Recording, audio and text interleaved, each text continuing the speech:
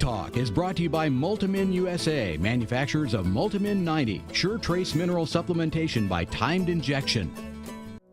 Hi there, welcome to DocTalk. I'm Dr. Dan Thompson here from the College of Veterinary Medicine at Kansas State University. I'm sure glad you joined us today. We're going to have a great show. Dr. Greg Hanselchek from the Diagnostic Lab here at K-State is going to join us this morning, and he's going to talk to us about cow abortions. Sure to be a great show. Stay tuned.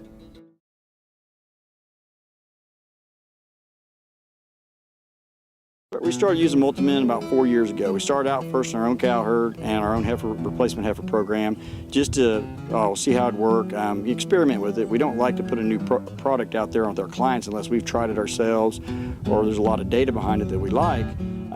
We had really good results with it our first year, really are happy with the way things worked. So we decided to start using our clients, and we have been now for 3 years, and I would say 90 to 95% of our clients use Multimin. This segment is brought to you by Purple Wave Auction, the easiest, most straightforward way to sell used equipment. Purple Wave, straight, simple, sold. Well, Greg, welcome to the show. Glad to be here, Dan. Well, it's always fun to have you here, and you're the Director of Food Animal Field Investigations at the Kansas State Diagnostic Laboratory, and that means that you're getting out in the state and you're working with veterinarians and practitioners on different cases and field investigations, I assume. That's exactly right. That's what my role is. Enjoy it? I do enjoy it. Well, I know that the practitioners in the state of Kansas and the surrounding states sure enjoy working with you, and we appreciate the good work that you've been doing here to support food animal practice and food animal production. Well, I sure appreciate that. But we're going to talk about something that's not necessarily a good topic when we're raising these cows and these calves, and we start to think about the price of these cows and calves lately. We want to make sure we get as many of them on the ground as possible, so we're going to talk a little bit about abortions in cows, and when should a person get concerned, or how often do abortions occur? Just some general numbers or facts. Well, that's a great question, and like you said, these calves are worth a lot. So, and it's hard. Sometimes it's hard to get those cows bred. So we want to make sure that as many of them calve as possible. But the literature says when the producer gets to about 3 to 5% of those cows that are expected to calve, that they start having abortions, and they need to be concerned. Really, that depends on the producer. Okay, so some producers are going to see a slight increase in abortions. Some of them are bigger, and depending on their ability to monitor these or how tightly they market their animals is dependent on how much that's going to affect their bottom line. That's exactly right. Some producers, the first calf, the first 2 calves are going to be concerned. Other producers are going to kind of ride the storm before they get too concerned, and then they'll call their veterinarian. There's really no right or wrong. It's producer dependent. Okay, so then we get into a couple of these abortions, and we see a couple of them, and what are some of the things, I guess, as a practitioner, if you had a client that was having a couple of abortions, what are some of the things or questions you're going to ask that producer? When or how big or? Yeah, there's a lot of questions. One is when do you expect calving to start? Okay. Because some of these are probably not abortions, they're just stillbirths. If we're going to start in the next 10 days to 2 weeks and we think we have some abortions, those are technically stillbirths. Those calves were probably born alive and just didn't make it. That's different than if they were 2 or 3 months away from calving and we start slipping some calves. That's a true abortion. We need to discern the difference between the two. Okay, and once you discern the timing, is that, which is key, what's next? Well, then it's just a matter of, are you over what the number of abortions over what you would expect to be over? Okay. So let's say you have 1 or you have 10. Is that more than you typically expect in any other year? Because sometimes it's not. It's a normal rate for this herd. Sometimes it isn't. We need to find out if there's a problem first. That's okay. Always the first question. And so you're going to, from that point, be able to determine, okay, if we usually have a 5% abortion rate, now we're at a 10, now it's time to be concerned. That's right. And that's where records come into importance. I was going to say, somebody's got to keep track of that. That's exactly right. And I think then that's the way that you decide, okay, let's get the veterinarian in here and start doing a diagnosis. I think when we come back from break, let's continue this discussion, start to get into some of the etiologies of abortion. You're watching Doc Talk, and we're sure glad you joined. This segment was brought to you by Brute Cattle Equipment, makers of the Brute Stealth Hydraulic Chute. If the chute fits, swear by it. Visit our website for more information. Got cattle? Rotomix manufactures a complete line of energy-efficient rotary and vertical feed mixers for feedlots, beef production, dairy, and cow-calf operations. Our mixers are available with the patented Generation 2 staggered rotor, the industry standard for feeding wet rations that include wet distiller's grain. Made in the USA, Rotomix mixers are designed for feeding performance that American cattlemen and dairy producers have come to expect. Rotomix, proud to offer a better mix in less time using less fuel. Join the team, the Beef Quality Assurance Team. Getting BQA certified shows you're committed to practices that produce the highest quality beef in the world. And by visiting BQA.org, you can take the online certification course at a time that fits your schedule and from the comfort of your home or office. You'll also find lots of helpful tips on improving animal health and animal handling practices. Get certified, BQA certified, because it's about doing the right thing. Visit BQA.org today and become a member of the BQA team. This segment is brought to you by Double D Family Mat Shop. Injured livestock could mean injured profits. Protect yours with no-slip mats from Double D Family Mat Shop. Hi there. Welcome back to Doc Talk. I'm Dr. Dan Thompson here at the College of Veterinary Medicine. I'm joined by Dr. Greg Hanselcheck, and we're discussing abortions in cows. And we talked about the timing, and we've talked about normal versus abnormal, and really the producers got to define normal on their own based on geography, their herd type, the age of their heifers or cows, different things like that. But what are some of the things that cause abortions? You know, when we start to think about bacteria or toxins or different things that we could maybe try to manage around, what are some of the things you see that cause abortion? In our laboratory, the number one defined cause are bacterial abortions. Okay. So we have one of them is Arcanobacterium pyogenes. It's a bacteria that's in all cows. It's in liver abscesses, foot rots, all kinds of things. Somehow that bacteria gets into the bloodstream, gets into the placenta, and then we have a dead calf. That's the number one cause that we diagnose here. Then there's the viruses, the IBRs. Everybody's heard about BVD. Those are our two major viruses that we find. And then there's what we call a protozoa. It's kind of related to coccidiosis. Okay. Most producers would know what that is. It's called Neospora caninum. Okay. We're finding that more and more often than we did in the past. So when we start to look at, is there any way to differentiate based on time or based on when these cows are boarding on what the etiology may be?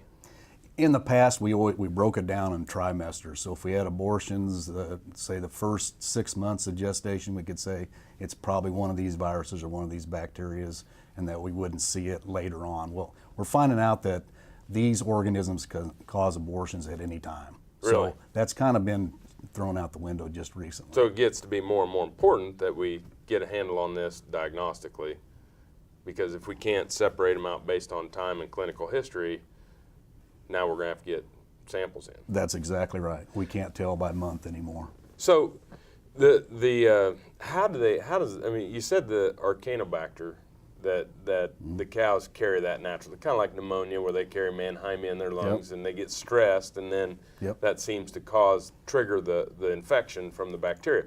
What about the viruses? I mean, is that more of a cow-to-cow spread, or is that something that they're harboring?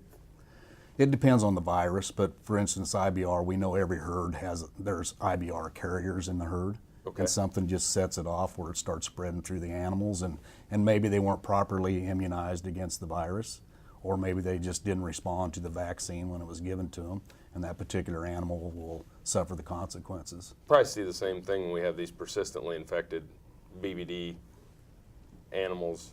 It could be in a herd.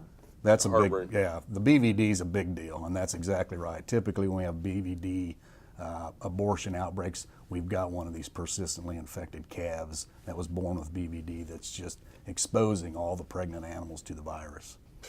And then lastly, on the Neospora caninum, that one is carried, since caninum's at the end of it, by dogs. dogs and we think maybe coyotes, and some people are thinking maybe raccoons. It Really? hasn't been proven, but yeah, that's the source. They pass it in their feces, and then the feces get ground up in the bale processor or whatever and fed to the cows, and that's the way it's spread. It's a big deal. It is a big deal. Great information. When we come back, we're going to talk about diagnostic workups in abortion cases. You're watching Doc Talk. We're sure glad you joined us. Valley Vet Supply is devoted to providing information and professional quality products at reasonable prices. Valley Vet Supply. Beef producers need a practical choice when antibiotic therapy is required. More than ever, they are reaching for non-prescription Noromycin 300LA from Norbrook, specially formulated to produce sustained antibiotic blood levels up to 4 days in cattle. Noromycin 300LA delivers economic, broad-spectrum disease management for pneumonia, shipping fever, pink eye, wound infections, and foot rot. See for yourself why Norbrook's Noromycin 300LA is the practical choice for your herd. Hi, I'm Kevin Ochsner, host of NCBA's Cattleman to Cattleman and Colorado Rancher. Join me each week as the National Cattlemen's Beef Association brings you the latest updates in industry information and market news. Plus, each week we provide important educational information and features on cattlemen from across the country just like you. And we can't forget our favorite cowboy poet, Baxter Black. Join me for NCBA's Cattleman to Cattleman, debuting Tuesday nights at 8:30 Eastern, right here on RFD TV. Here in Dallas, we're proud that our vehicles use an advanced biofuel called biodiesel. It's made from renewable resources like soybean oil, canola oil, even recycled cooking oil. This year, biodiesel will displace almost 1 billion gallons of fossil fuel nationwide. Our air is cleaner, our economy is stronger, and America's more energy independent. It's working here, it can work in your community. Biodiesel, America's advanced biofuel. In a feedlot situation, we use multi-min on a on-arrival basis. Maybe if they came in a little lighter weight, 550, 600 pounds. We use multi-min in high-stress cattle, high-risk cattle. We're looking for a better response to our vaccine. For some of the cattle that we're looking for when we use multi-min, they come in, maybe they look a little mineral deficient. They come from parts of the country that are lower in certain mineral. So we use it on those cattle. Tends to make a big difference.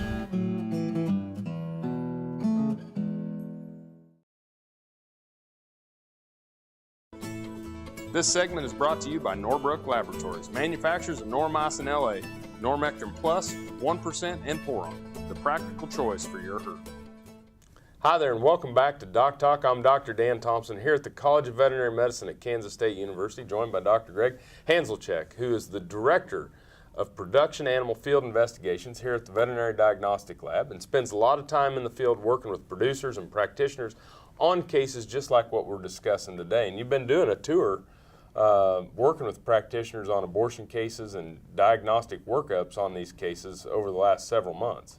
We've been out in the state of Kansas putting on night meetings for practitioners just to reinforce and refresh practitioners on the appropriate samples to send in, the importance of taking the right samples in order to get a diagnosis. Well, first of all, thank you for doing it, because it's not easy to get out and go do these things. But secondly, it's a great service that you and the diagnostic lab provide the state of Kansas, and with the increase in the value of these cows and calves, it's something that I think that people are going to be paying a little bit more attention to here over the next several years. When we have an abortion case, okay, and I know that you always recommend to work with a local practitioner. Absolutely.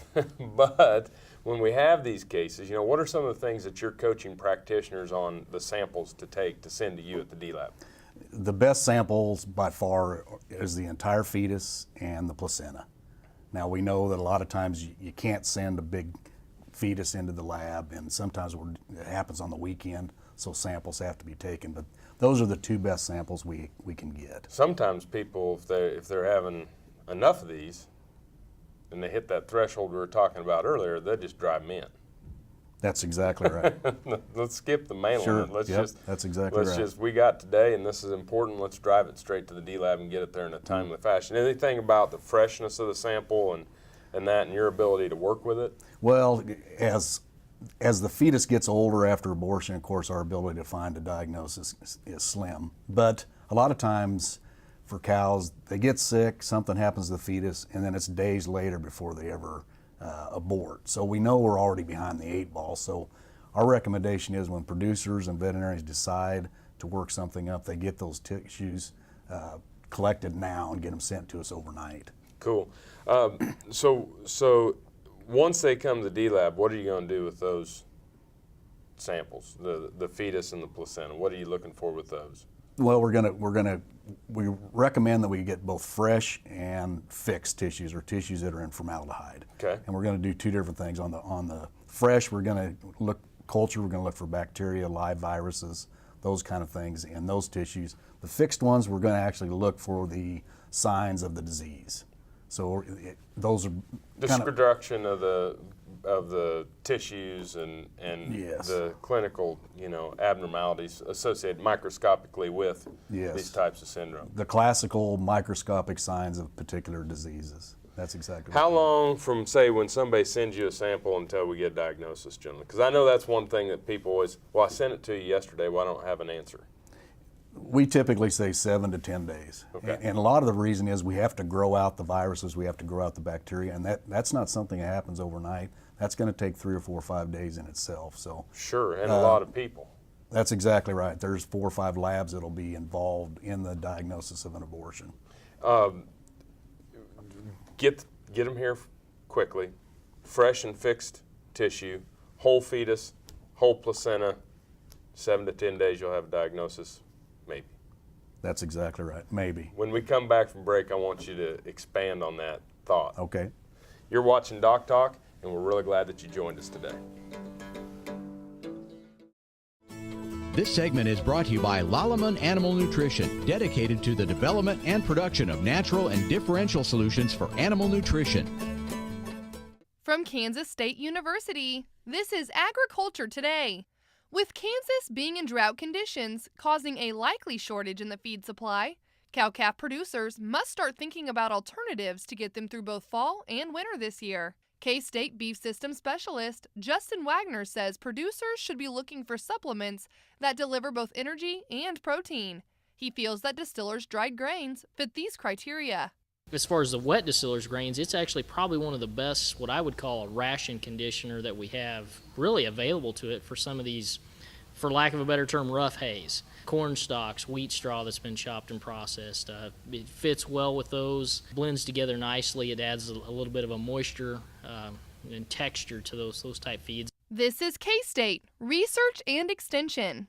The Kansas State University College of Veterinary Medicine is a leader in food animal research and education. Our researchers are constantly expanding the knowledge of animal health and food safety. Through the Veterinary Health Center and the Kansas State Veterinary Diagnostic Lab, we provide practical services for animal producers. Home of the Beef Cattle Institute, the college is committed to animal welfare training and research. The Kansas State University College of Veterinary Medicine, knowledge and service for the future of animal production. Cow-calf, stocker, and feedlot producers know that effective parasite control improves overall herd performance and profitability. Norbrook offers a comprehensive, economical line of pour-on and injectable parasiticides for every livestock operation. Consult with your local animal health supplier to set up a program that protects your investment and brings larger cattle checks this fall. See for yourself why the Noromectin line from Norbrook is the practical choice for your herd. This segment is brought to you by Rotomix, manufactured in the USA and designed for feeding performance in the feedlots, beef production, dairy, and cow-calf operations. Hi there, welcome back to Doc Talk. I'm Dr. Dan Thompson, joined by Dr. Greg Hanselcheck, and we're talking about abortions in cows today, and we've had a great discussion on, when they occur, the bacteria and viruses that cause them, and then the diagnostic samples in which we need to take. And then even when we do everything right, we're not necessarily going to get an answer from the diagnostic lab all the time, are we? No, unfortunately, that's true. Right. Across North America, we expect on any single abortion workup to get a diagnosis a little over half the time. Yeah, and I think that we need to understand that there's people that die every day eating their soup that we don't know why. You know, I mean, it's not something, and medicine is not a fixed science. And so as we move forward and have an understanding that, you know, 50% of the time, you probably need to send in multiple samples.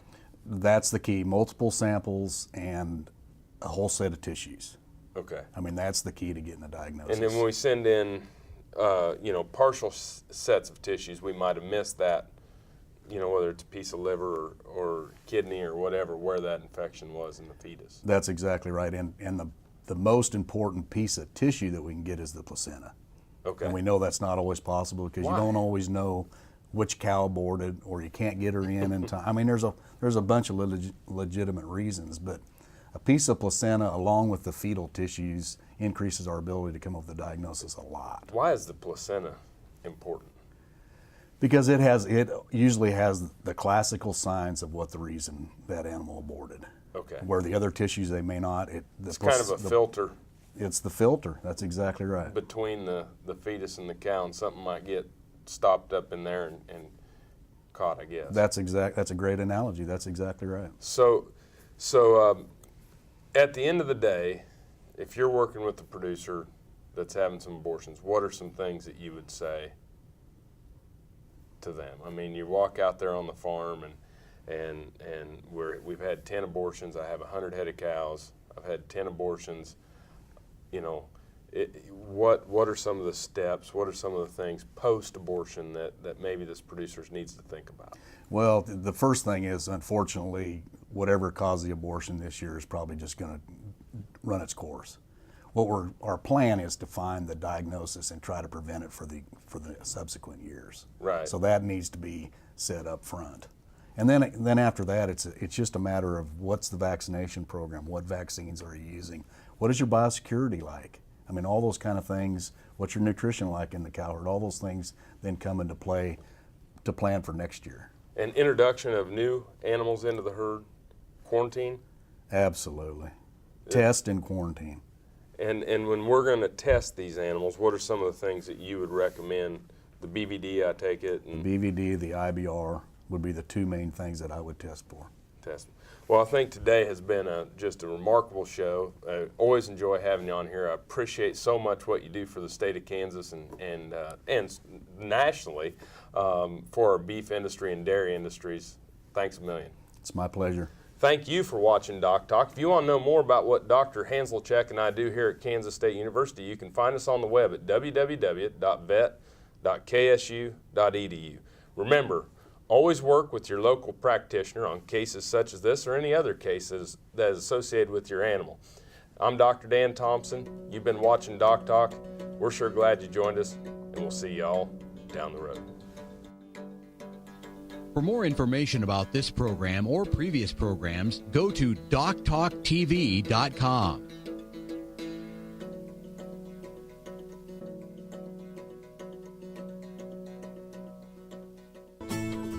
Doc Talk is brought to you by Multimin USA, manufacturers of Multimin 90, Sure Trace Mineral Supplementation by Timed Injection.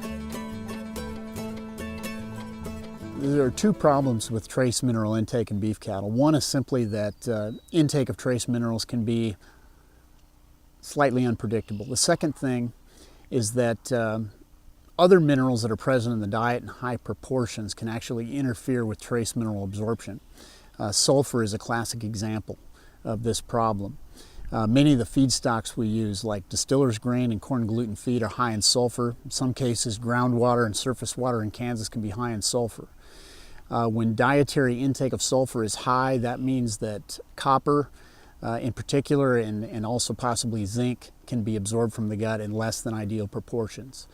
When injecting a trace mineral product, you bypass that source of trace mineral antagonism in the gut, because the injected product is taken directly into the circulatory system for processing in the liver and deposition in the various storage sites within the body. A breeding female's body reserves for trace minerals are a little bit like a bank account. When there are periods of demand in that breeding female's life, her bank account of trace minerals is rapidly consumed. I mean, two examples of critical physiological periods of need would include parturition, lactation, and then breeding that immediately follows the initiation of lactation. During these periods of time, the breeding female's body reserves of critical trace minerals are being constantly drawn down. In my opinion, the use of Multimin 90 allows a producer the option of assisting a beef female to perform at her genetic optimum through an optimized trace mineral nutrition program. It's possible to incorporate Multimin 90 treatment in conjunction with other health protocols such as vaccination for respiratory disease and clostridial diseases.